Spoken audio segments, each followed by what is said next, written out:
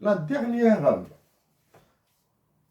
la dernière, le dernier coup qui a été fait, c'est l'attaque, disons bien l'agression, hein, c'est une agression, une attaque euh, des chrétiens du côté de Tizi Ouzou. Oh. Avez-vous entendu parler de l'attaque par une autre dictature, l'Égypte en l'occurrence, des chrétiens d'Égypte, des coptes d'Égypte, des juifs d'Égypte? C'est toujours la Kabylie. Votre objectif, après l'ENIAM, après la JSK et le Mouloudia, après maintenant c'est nos frères chrétiens de Kabylie qui subissent vos assauts afin de soulever encore la Kabylie pour encore tuer et remplir les prisons, pour tout ça pour vendre mieux l'Algérie, plus vite l'Algérie à l'Occident.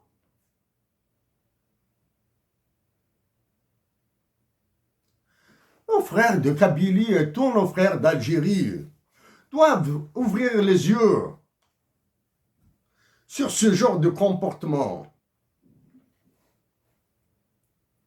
Nous avons promis au début de nos mots à ces détenus que nous allons tenter d'élargir cette brèche.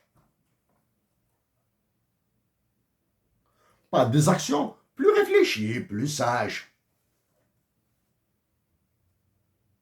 Plus sages. Pour tenter. Nous disons tout simplement tenter. Hein. Nous sommes le 30 septembre. Demain, c'est le 1er octobre. Une vigilance avec de l'information préventive et curative est très, très importante. Les événements d'octobre 88 pointent du nez. Le souvenir, les douleurs, tortures, viols, assassinats, exécutions, tirs à bout portant. Nous avons travaillé à Alger Centre, à Audin, en octobre 88. Nous vivions dans des quartiers très populaires. Cité des Eucalyptus et Badjarah, pas loin de Badjarah. Chaque matin, chaque soir, nous traversions les cités réputées les plus chaudes d'Alger. Parmi les cités réputées les chaudes d'Alger, cité Pelem, la cité d'urgence. Traversion à l'est. Mais nous avons vu ce qui s'est passé là-bas. Donc les Algériens doivent faire très attention en octobre, tout ce mois d'octobre-là. Parce que les symptômes d'octobre 88 sont là. Ils se répètent en 2022. Pression du FMI et de la Banque mondiale, de l'OCDE et du roi de France. Chômage. Impossible. Gouvernement algérien. Le gouvernement algérien incapable d'avancer un chiffre approximatif du chômage. Un gouvernement incapable d'avancer un chiffre sur la croissance réelle en Algérie.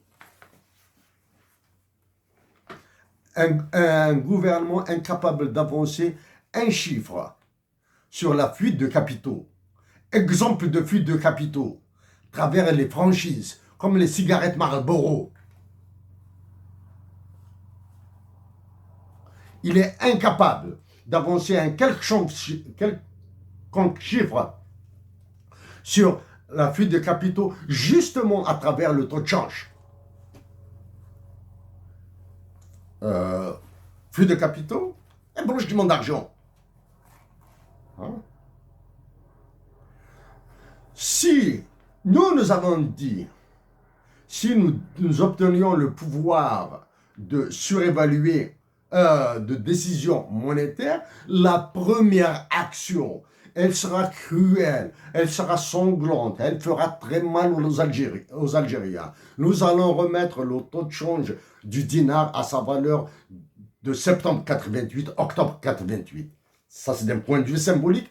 Avant de surévaluer le dinar algérien, parce qu'il est hors de question pour nous de traîner encore avec la monnaie de singe, le dinar, et de rester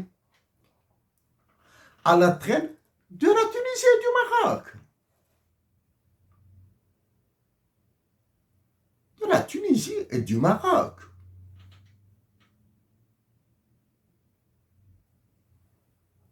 C'est simplement dit, éloignons-nous des zones monétaires optimales, des termes de l'échange, de l'import, export, éloignons-nous de ça. Aïe, la monnaie de l'Algérie, plus faible que le dinar tunisien et le dirham marocain.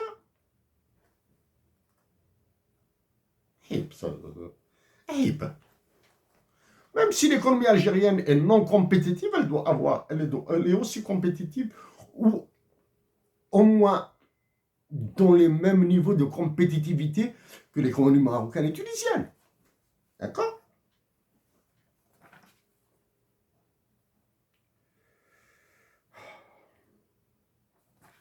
Chers compatriotes d'Algérie, chers frères et sœurs d'Algérie, patriotes, chers frères et sœurs de chaque centimètre d'Algérie,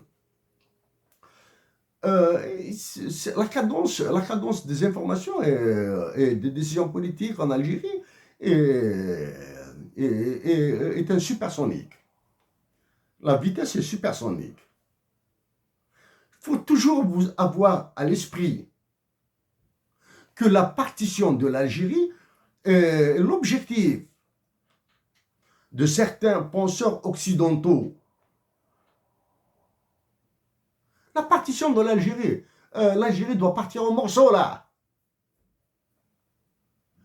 Après, maintenant que vous vivez, que tout est monopolisé par USA, Russie et l'Ukraine, avez-vous entendu de la médiation de l'ONU? Ce que l'ONU a nommé un médiateur entre la Russie et les USA? Non. Mais par contre, pour la Libye, un médiateur, pour le Mali, un médiateur, pour le Sahara occidental, un représentant, c'est pas un médiateur, un représentant spécial qui est en train de vadrouiller dans les avions et dans les bureaux, etc. La République démocratique du Congo, pas touche. Il faut qu'elle continue comme ça. Parce que tout ce qui est terre rare, comme en Algérie, diamants, etc., doit aller à l'étranger. La Libye, elle galère. La partition de la Libye est inéluctable.